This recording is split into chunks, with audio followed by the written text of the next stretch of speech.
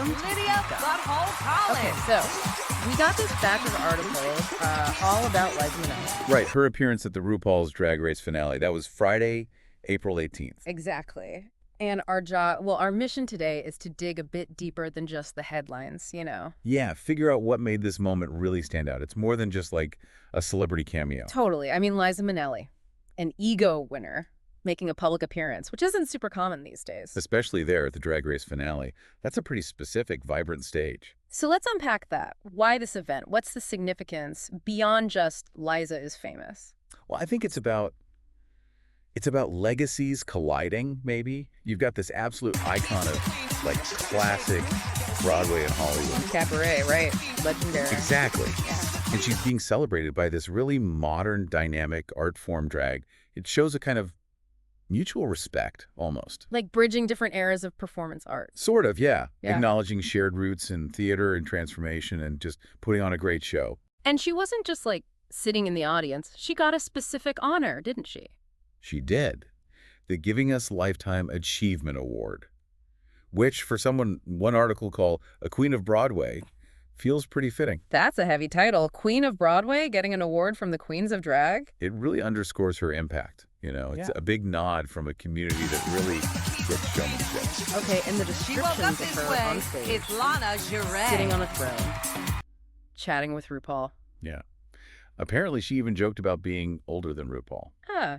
That sounds like Liza. Totally. That flash of wit, it makes the legend feel real accessible. Yeah. Breaks down any stiffness. And connects generations just through humor. Nice. Yeah. Sounds like there were other connections, too, more personal ones. Oh, absolutely. She talked about the old days, like fans visiting MGM studios for her parents, Judy Garland and Vincente Minnelli. Wow, bringing that history right into the room. Yeah, and her half-brother, Joey Luft, Judy Garland's son, was actually in the audience. Oh, wow. That adds another layer. It does. And someone mentioned the song Happiness is a Thing called Joe Garland's song for Joey's dad. It just ties it all together, past and present. That's really quite touching. Makes it more than just an awards show moment. Definitely. And speaking of her story, one article pointed towards that new documentary. Oh, yeah, for listeners who want more Liza. Exactly. Yeah. It's called Liza. A truly terrific, Yeah. absolutely true story. Came out in 2024. Good for a deeper dive into her whole life. Good tip. Okay, but back to the finale itself. It was a competition. Who ended up winning? Right, the main event. So Anya Nerve was crowned America's next drag superstar. Anya Nerve. Okay, taking over from Nymphia Wind. Yep. And the runner-up was Jewel Sparkles. Got it. Any other titles given She's out? the cat's pajamas. Crystal Envy won Miss Congeniality, and Susie Toot got the Queen of She Done, Already Done Had Hearse's title. Okay, quite the lineup. And Lexi Love and Sam Starr were finalists too, right? That's right. They were the top group as well. So lots happening. And if people missed it or want to catch the season. The show airs Fridays on MTV. You can usually catch up there or through their streaming options. Great. So wrapping this up, it feels like Liza's appearance wasn't just, a celebrity sighting. Not at all. It was about this Lifetime Achievement Award, yes, but also these threads connecting her incredible past, her family legacy. See, this very current, Welcome very to vibrant Drag's cultural biggest moment. night, Yeah. Fascinating. as we It crown really the is, and it makes you winner think, of doesn't it, RuPaul's Drag about Race. how these legends, these icons, continue to resonate. Yeah, how different generations or different communities connect with them. Exactly. Maybe something for our listeners to chew on. Who are those figures for you? Who from the past still feels relevant or influential today, maybe in surprising ways? That's a good question. What does that connection tell us about how culture keeps evolving? Definitely something worth pondering. Okay, so you're here for the deep dive into the RuPaul's Drag Race Season 17 finale. That's right. And we're going to break it all down. We've looked at, everything out there and pulled out the moments And that now, really, the queen defined of the night, season featuring those 17. final four. Category is Lexi Love, Grand Anya finale Nerve, elegance, Jewel and now, Sparkles, your and Sam top Starr, four. all vying for that crown. First Yeah, up, the buzz around the this finale is multifaceted intense. Jewel Yes. It Sparkles. definitely gave us some moments to talk about. Absolutely. So let's just cut to the chase, a big reveal. Anya Nerve, she's America's next drag superstar. Anya. Okay, what do you think gave her the edge right at the end there? Well, the finale itself, it was a real test, a two-part challenge.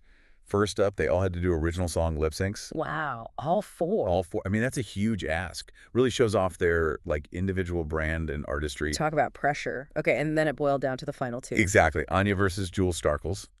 And the song, Lady Gaga's Abracadabra. Abracadabra, that's a choice. High energy, perfect for that final battle. What does that, like, signal to you? I think it signals that you need that Everybody say, star power, that Lexi big performance Love. energy for the final round. You got to command the stage. Makes sense. And of course, winning means prizes. Yeah. Big ones. Anyani gets $200,000 and a year's supply of Anastasia Beverly Hills makeup. Wow, $200,000, not too shabby. Not at all. And the others didn't walk away empty-handed. No, definitely not. Jewel Sparkles, as runner-up, got a very respectable $25,000. Okay.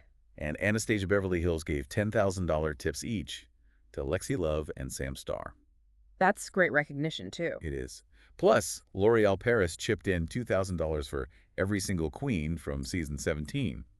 So, a nice gesture all around. Yeah, good to see everyone getting some love. It's Moving on your beyond the nerves. main competition, we also had Miss Congeniality. Right, Crystal Envy says that title, a fan favorite. And her message was just sparkle like a crystal and be kind. Simple, but memorable. It really is. And it kind of shows what the fans often value, doesn't it? Not just the fierce competition, but that heart and kindness, too. But then, maybe the biggest moment outside the crowning. Liza Minnelli. Oh my gosh, Liza. Receiving the Giving Us Lifetime Achievement Award directly from RuPaul. On a throne. Yes, sitting on a throne. And then those shirtless dancers performing Ring Them Bells. Iconic. Absolutely spectacular. And her speech, thanking RuPaul, saying, if it wasn't for you, I wouldn't be me. You made Sam me. Starr. So heartfelt. And coming from an EGOT winner, that's just immense. Why bring Liza in with this, you think? Well, it really elevates the whole thing, doesn't it? It connects Drag Race to this, like, legendary entertainment history. It underscores RuPaul's own impact and LGBTQ plus visibility. It's powerful. It really is. Something else, you might have noticed the finale format felt a bit different. Yeah, smaller scale, right. Back Yeah. on the main stage, limited studio audience. Exactly. Not the huge theater venues we've seen sometimes. What do you make of that? Any thoughts on what that means going forward? It could be a shift. Maybe. Like putting the focus back squarely on the queens and the competition itself, rather than just the, massive spectacle. Could be budget, could be preference. Hard to say for sure. Interesting thought. We also had Nymphia win. Yes. Last season's winner, appearing as her Snatch Game character, Jane Goodall. That was hilarious. And the real Jane Goodall was in her video package. I know, what a get. It was such a clever, unexpected touch. It really shows how mainstream the show's become, right? Attracting that kind of, well, global icon. Definitely speaks to its cultural reach. And speaking of recognition, just before the finale aired, the show picked up another award. Oh, yeah. Which one? Outstanding Reality Competition Program at the 2025 GLAD Media Awards. Wow. Okay, so continue to claim for its impact and representation. Exactly. Adds another layer to the season's conclusion. So summing up season 17, we've got Anya Nerve crowned, this incredible, legendary moment with Liza Minnelli, ongoing industry recognition. It felt like a mix of fierce competition and real celebration. Yeah, it did. And thinking about that format change and bringing in someone like Liza, it makes you wonder about Drag Race's trajectory, Yeah. Its cultural footprint just keeps expanding. It's way more than just a TV competition at this point. Absolutely. So maybe the thing to ponder is, with Anya starting her reign, Liza being honored like that, and the finale itself maybe evolving, what does all this tell us about the show's legacy and its place in, well, the wider culture? Something to think about.